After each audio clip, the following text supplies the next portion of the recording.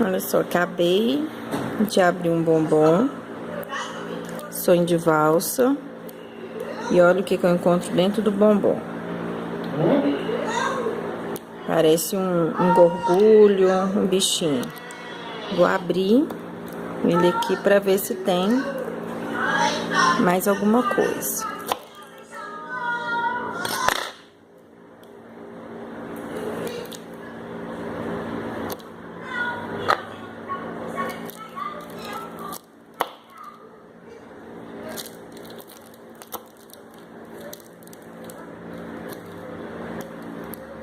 Aparentemente não.